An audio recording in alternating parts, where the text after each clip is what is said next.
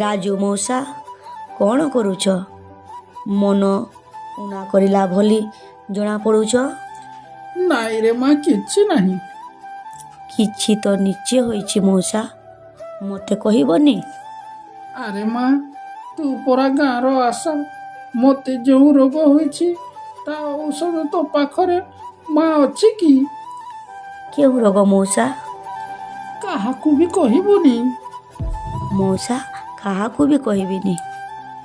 ଆଶା ମା, କେତେ ଦିନ ହେଲା ମୋ ଗୋଡ଼ର ଘା ହୋଇ ପାଦର ମାଂସପେଶୀ ଦୁର୍ବଳ ଲାଗୁଛି, ଆଉ ଗୋଡ଼ ଶୁଖିଲା ହୋଇ ବଧିରା ଲାଗୁଛି। ମୋ ପୁଅ ବୋଉ କଥା ଲାଗୁଥିଲେ ମୋତେ କୁଷ୍ଠରୋଗ ହୋଇଛି। ମୁଁ କାଳେ ଗଲା ଜନ୍ମର କି ପାପ କରିଥିଲି, ସେ ଏଇ ଜନ୍ମରେ ଭୋଗୁଛି। ମୋତେ ଅଲଗା ରଖିବାକୁ କହୁଛନ୍ତି, ଆଉ ମୁଁ କ'ଣ କରିବି? ଆଶା ମା, ମୁଁ କିଛି ବି ବୁଝିପାରୁନି।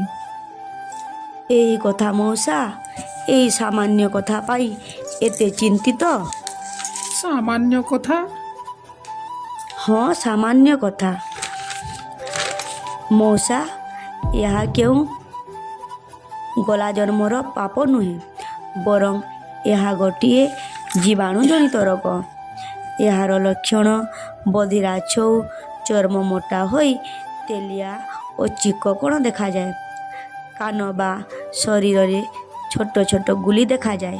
ହାତ ଗୋଡ଼ ଶୁଖିଲା ହୋଇ ବଧିରା ଲାଗିବା, ହାତ ଓ ପାଦରେ ମାଂସପେଶୀ ଦୁର୍ବଳ ଲାଗିବା, ଏହା ହେଉଛି କୁଷ୍ଠରୋଗର ଲକ୍ଷଣ।